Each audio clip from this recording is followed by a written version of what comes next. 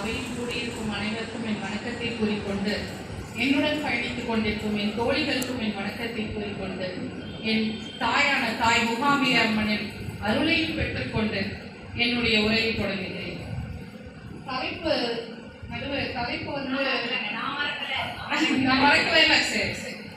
அதாவது அவங்க பேசினது எல்லாமே ஈசன் இறைவன், மறுக்கலைங்க. ஈசன் இறைவன் எல்லாம் நம்ம மறுக்கவே இல்லை. ஆனா என்ன பண்ணினாங்க ரெண்டு பேரும் பாருங்க, சாரும் கலையரசியும் உட்கார்ந்து அம்பாள் முன்னாடி அழகா லலிதா சஹஸ்ரநாமம் சொல்லி அவங்க அருளை போயிட்டு அப்புறம் வந்து உட்காந்து பேசுறாங்க. ஏங்க சிவன் கோயில போயிட்டு தேவாரம் பாடிட்டு வர வேண்டியதானே, அருளை பெற்றுட்டு வர வேண்டியதானே. எங்க அம்பாளுக்கு இருந்து அருள் வாங்கிட்டு கடனை வாங்கிட்டு இங்க வந்து அம்பாளுக்கு எதெல்லாம் பேசுறாங்க. சரி, தலைப்பு என்ன சொன்னாங்க?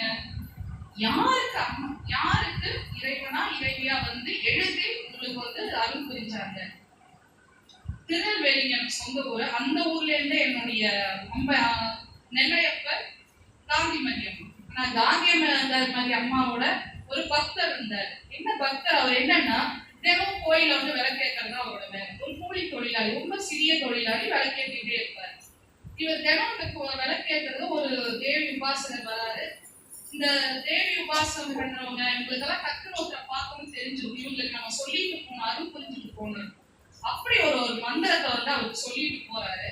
இந்த மந்திரம் ஒண்ணு இல்லைங்க, நம்மளுடைய அபிராமி அந்தாதியிலிருந்து பையம் பிறகும் மகரின் மாமகுடம் சீவிகை பையும் கனகம் பெறுவதை ஆரம்பரை முடித்த ஐயன் திருமணியார் அடி தாமரைக்கு அன்பு முன்பும் செய்யும் தவம் உடையார் காவிய சின்னங்களை.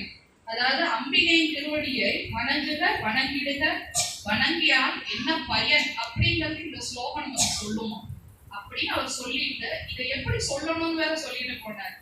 நீ மனசுல சொல்லணும், ஆனா உன்னோட உடல் வந்து அசையணும், ஒளிய மாத்திரம் வெளியில வரணும் அப்படின்னு இவரும் சொல்லிக்கிட்டே தினமும் சொல்லிட்டு ஏற்றிட்டே இருக்காரு. அந்த ஊரோட ராஜாக்கு ஒரு பிரச்சனைங்க.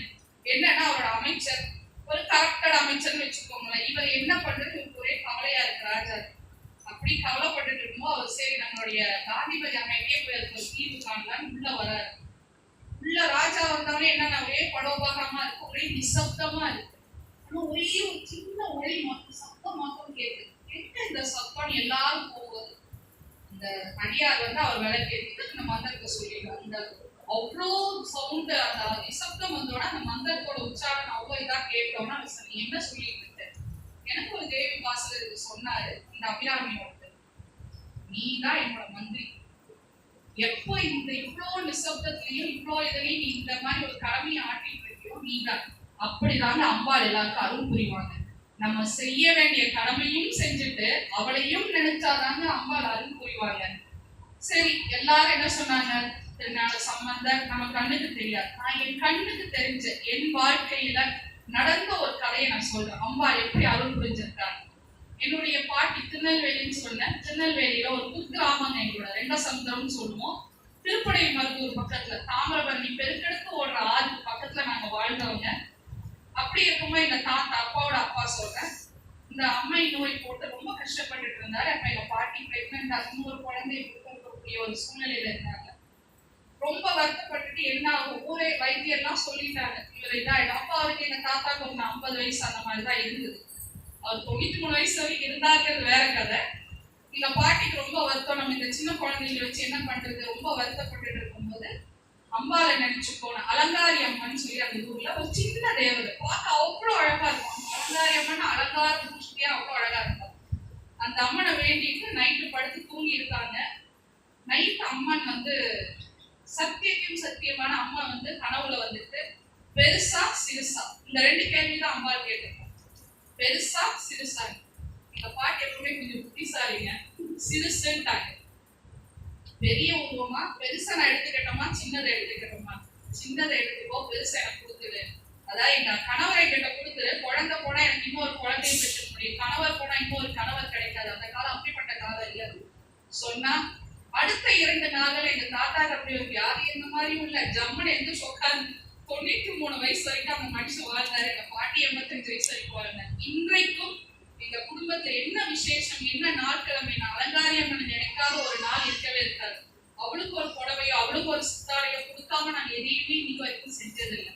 சோ இப்படி சொல்லணுங்க, எளியார் நம்ம இறங்கி யாருக்கு செஞ்சிருக்காங்கிற ஒரு கதையை நமக்கு சொல்லணும். காளிதாசர் எல்லாருக்கும் தெரியும், மேகதூதம், சாகுந்தலம் இதெல்லாம் எழுதினவர். அவருக்கு எப்படி இந்த காளி, உஜ்ஜயினி காளினாலே உக்கிரகம்னு சொல்லுவோம் நம்ம.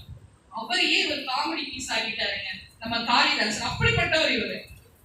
இவர் ரொம்ப வருத்தமா உட்காந்துருக்கோம், காளி உனக்கு என்னப்பா வேணும் அப்படியே மூர்த்தியா காளி நிக்கிறா. இவ்வளவு கை, நாங்க 2 கை வச்சே சில விஷயங்கள்லாம் கஷ்டப்படுறோம், இவ்வளவு கைய வச்சுக்கிட்டு எப்படி எல்லாம் கஷ்டப்படுற அப்படின்னு கேட்டோம்னா அவ சிரிச்சுக்கிட்டாராங்க காளி. சரி நீ என்ன சிரிக்க வச்சேல, உனக்கு நான் வரம் தரேன், என்ன வேணும் உனக்கு? 2 கையில, ஒண்ணுல 2 கையிலயும் பாயாசம், இந்த அறிவு இருக்கு, இதுல செல்வம் இருக்கு. பாயாசம் தானே எனக்கு ரொம்ப பிடிக்கும், 2ஐயும் கலந்தே கொடுத்துருங்க, 2ஐயும் வாங்கிக்கிட்டாங்க. அதனாலதான் அவருக்கு அறிவும் செல்வமும் பிடிக்குன்னு சொல்லுவாங்க.